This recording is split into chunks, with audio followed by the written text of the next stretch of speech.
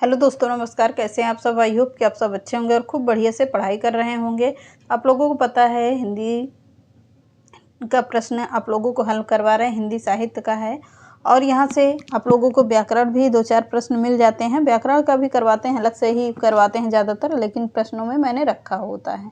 एक आधे प्रश्न रहते हैं व्याकरण के जो आप लोगों की परीक्षा की दृष्टि से इम्पॉर्टेंट हैं, तो आप लोग लगातार लगे रहिएगा और प्रैक्टिस ज़्यादा से ज़्यादा प्रैक्टिस करते रहिए। हम आप लोगों को लगातार प्रैक्टिस दे रहे हैं, कोई लफड़ा नहीं होता है।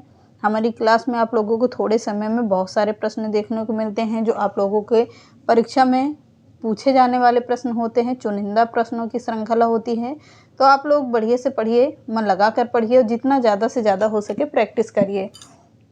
बुक्स ले लीजिए, यूथ का ले लीजिए, अरिहंत का ले लीजिए, जो होता है वो ले लीजिए। आप लोगों को जो समझ में आए, जहाँ जहाँ से प्रश्न सही लगें, तो आप लोग प्रैक्टिस ज़्यादा करिए, क्योंकि प्रैक्टिस से बहुत सारे प्रश्न आप लोगों को देखने को मिल जाते हैं। क्योंकि प्रैक्टिस 4 महीने है, 2 घंटे पढ़िए और 2 घंटे प्रैक्टिस करिए। अगर 4 घंटे भी पढ़ लेते हैं तो बहुत है आप लोगों के लिए। तो चलिए आज के सेशन को स्टार्ट करते हैं। आज के सेशन का बहुत ही ज़बरदस्त प्रश्न देखते हैं। अपभ्रंश के प्रथम महाकवि हैं। अपभ्रंश के प्रथम महाकवि कौन हैं? तो अपभ्रंश के प्रथम महाकवि हैं स्वयंभू। कौन होंगे? स्वयंभू जी हैं। बहुत ही इम्पोर्टेंट हैं ये। अपभ्रंश के प्रथम महाकवि के रूप में जाने जाते हैं स्वयंभू को। अपभ्रंश का प्रथम कण्वक बद्ध है। कह रहा अपभ्रंश का प्रथम कण्वक बद्ध पयुमचर्यु। पयुमचर्यु स्वयंभू के 7 चौपाइयों के बाद एक दोहा क्रम रचना में मिला है, उसे ही क्या कहा गया है? कण्वक बद्ध कहा गया है। किस में मिला है? पयुम चरित्र स्वयंभू की जो रचना है। अगला, अपभ्रंश के प्रथम ऐतिहासिक व्याकरण के रचनाकार कौन होंगे? अपभ्रंश के प्रथम ऐतिहासिक व्याकरण के रचनाकार कौन होंगे? हेमचंद्र हैं। कौन होंगे? हेमचंद्र हैं। अगला, हिंदी के प्रथम महाकवि कौन है? तो हिंदी के प्रथम कवि पूछ रहा है सराफा 9वीं सदी के कवि माने जाते हैं। कौन? सराफा को 9वीं सदी का कवि माना जाता है, जो हिंदी के प्रथम कवि हैं। अगला, हिंदी में दोहा चौपाई का प्रथम प्रयोग हुआ है। किसमें हुआ है? तो हिंदी में दोहा चौपाई का सर्वप्रथम प्रयोग किया गया है सराफा की रचनाओं में। किसमें? सराफा जी की रचनाओं में किया गया है। अगला, हिंदी की प्रथम रचना श्रावकाचार किसकी रचना है? तो श्रावकाचार है, हिंदी की प्रथम रचना क्या है? श्रावकाचार है, जो देवसेन के द्वारा लिखी गई रचना है। कौन सी? श्रावकाचार। अगला है, हिंदी साहित्य की प्रथम रचना कौन सी है? पृथ्वीराज रासो है। पृथ्वीराज रासो चंद्रोपाध्याय की रचना है, जो एक महाकाव्य है, हिंदी साहित्य की प्रथम रचना मानी जाती है। अगला, हिंदी साहित्य का प्रथम महाकाव्य क्या है?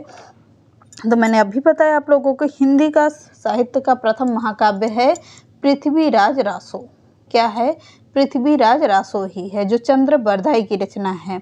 अगला, हिंदी काव्य में प्रथम 12 मासा वर्णन किसने किया है? तो हिंदी काव्य में प्रथम 12 मासा का वर्णन बीसलदेव रासो ने अपनी रचनाओं में किया है। अगला प्रश्न है, किसी भारतीय भाषा में रचित इस्लाम धर्मावलंबी कवि की प्रथम रचना कौन सी है? संदेश रासक है। कौन है? संदेश रासक है, जो किसका है? अब्दुल रहमान का है। किसका? अब्दुल रहमान का है। अगला प्रश्न है, औहट का सर्वप्रथम प्रयोग विद्यापति ने कीर्तिलता में किया है। किसका? औहट का सर्वप्रथम प्रयोग विद्यापति ने कीर्तिलता में किया है। हिंदी के सर्वप्रथम गीतकार कौन है? तो हिंदी के सर्वप्रथम गीतकार हैं विद्यापति को माना जाता है। किसे? हिंदी में प्रथम गीतकार माने जाते हैं विद्यापति जी। अगला, हिंदी में सर्वप्रथम मुकरियों की शुरुआत कहाँ से हुई है? तो हिंदी में सर्वप्रथम मुकरियों की शुरुआत हुई है अमीर खुसरो की रचनाओं से। पहेलियों और मुकरियों के जनक कौन माने जाते हैं? अमीर खुसरो माने जाते हैं। अगला है, भक्ति के प्रवर्तक रामानुजाचार्य हैं। किसके?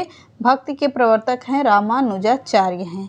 अगला है, हिंदी के प्रथम सूफी कवि कौन हैं? तो हिंदी के प्रथम सूफी कवि किसे माना जाता है? अशायद को माना जाता है। किसे?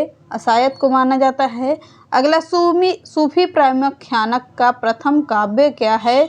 तो सूफी प्रेमाख्यान का प्रथम काव्य है हंसावली। हंसावली है। हंसावली किसकी रचना है? असायत की है। क्लियर हुआ?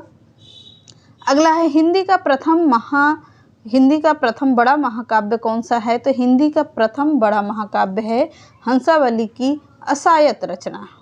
कौन सी रचना? असायत रचना। अगला, हिंदी का प्रथम वक्रोक्ति कथात्मक महाकाव्य है कौन सा? हिंदी का प्रथम वक्रोक्ति कथात्मक महाकाव्य है कौन? पद्मावत है। पद्मावत किसकी रचना है? मलिक मोहम्मद जायसी की रचना है। कौन सी? पद्मावत। मलिक मोहम्मद जायसी कहाँ के निवासी थे? तो मलिक मोहम्मद जायसी जायस रायबरेली के निवासी थे। अगला है, हिंदी की आदि कवयित्री किसे कहा जाता है? तो हिंदी की आदि कवयित्री कहा जाता है मीराबाई को। किसे कहा जाएगा? मीराबाई को। अगला है, कृष्ण भक्ति काव्य का सबसे प्रसिद्ध काव्य कौन सा है? तो कृष्ण भक्ति काव्य का सबसे प्रसिद्ध काव्य है सूरसागर। सूरसागर किसकी रचना है? तो सूरसागर है सूरदास की रचना। इम्पॉर्टेंट है, नोट करते रहिएगा। राम भक्ति का सबसे प्रसिद्ध काव्य कौन सा है? तो राम भक्ति का सबसे प्रसिद्ध काव्य है रामचरितमानस। क्या है? रामचरितमानस है। किसकी रचना है? तुलसीदास की रचना है। कौन सी? रामचरितमानस। अगला है, भक्ति काल को काव्य का स्वर्ण युग घोषित करने वाले प्रथम व्यक्ति कौन है? तो भक्त काल को काव्य का स्वर्ण युग घोषित करने वाले व्यक्ति हैं जॉर्ज ग्रियर्सन। कौन होंगे? जॉर्ज ग्रियर्सन है। बहुत ही इम्पोर्टेंट रचना है। अगला है, सर्वप्रथम सतसई परंपरा का आरंभ किसने किया था? तो सर्वप्रथम सतसई बिहारी सतसई को कहा जाता है। तुलसीदास बिहारी और सतसई को कहा जाता है, तो तुलसीदास सतसई कहा जाता है। अगला प्रश्न है, सर्वप्रथम सतसई परंपरा का आरंभ किसने किया था? तो सर्वप्रथम सतसई परंपरा का आरंभ किया था तुलसी सतसई ने। किसने किया है? तुलसी सतसई ने किया है।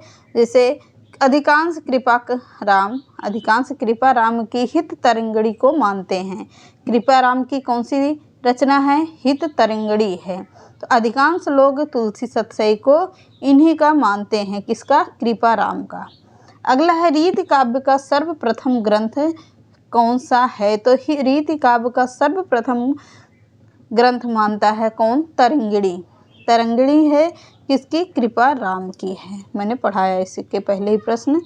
तो अगला है, खड़ी बोली में लिखित सर्वप्रथम काव्य ग्रंथ है। तो खड़ी बोली में लिखित सर्वप्रथम ग्रंथ है श्रीधर पाठक के द्वारा लिखा गया। किसके द्वारा? श्रीधर पाठक के द्वारा। अनुवादित है हरमिट एकांतवासी योगी में। हरमिट एकांतवासी योगी में है। अगला है, खड़ी बोली के प्रथम स्वच्छंदतावादी कवि कौन है? तो खड़ी बोली के प्रथम स्वच्छंदतावादी कवि हैं श्रीधर पाठक। कौन होंगे? श्रीधर पाठक को माना जाता है। अगला है, खड़ी बोली का प्रथम महाकाव्य कौन सा है? तो खड़ी बोली का प्रथम महाकाव्य है प्रिय प्रवास। प्रिय प्रवास किसकी रचना है? अयोध्या सिंह हरिऔध उपाध्याय की है। अयोध्या सिंह उपाध्याय हरिऔध की है। इनका पूरा नाम होगा हरिऔध के नाम से ये ज़्यादातर रचनाएं करते थे। अगला है, गीत काव्य शब्द का सर्वप्रथम प्रयोग लोचन प्रसाद पांडे ने कुसुमन माला की भूमिका में किया है। गीत काव्य का सर्वप्रथम प्रयोग लोचन प्रसाद पांडे ने कुसुमन माला की भूमिका में किया है। इम्पॉर्टेंट हैं सभी प्रश्न, नोट करते रहिएगा। छायावादी की प्रथम कृति कौन सी है? झरना है। झरना एक किसकी रचना है? जयशंकर प्रसाद की रचना है। कब की है? तो 1918 ईस्वी की रचना है। अगला है, शुक्लानुसार छायावाद का प्रथम प्रतिनिधि कवि कौन है? तो शुक्लानुसार छायावाद का प्रथम प्रतिनिधि कौन होंगे? कवि पंत है। सुमित्रानंदन पंत को कहा जाता है। क्लियर हुआ? आगे बढ़िए। मुक्त छंद का प्रथम प्रयोगकर्ता कौन है? तो मुक्त छंद यानी कि उनकी रचनाओं में ऐसे कवि कौन से हैं जिनकी रचनाओं में छंद नहीं रहते थे? तो कौन होंगे? कि कौन सी रचना के बारे में कह रहा है? किसका? निराला जी की रचना में। निराला जी की कौन सी रचना है? जूही की कली। अगला है निराला की प्रथम रचना कौन सी है, यानी निराला की प्रथम कविता कौन सी है? तो कौन सी है? जूही की कली है। कौन सी रचना? जूही की कली है। ये रहे आज के 32 प्रश्न जो इम्पॉर्टेंट हैं। आप लोग इसको नोट कर लीजिएगा। मिलते हैं नेक्स्ट क्लास में। चैनल पसंद आता तो लाइक, सब्सक्राइब एंड शेयर करिएगा। नमस्कार।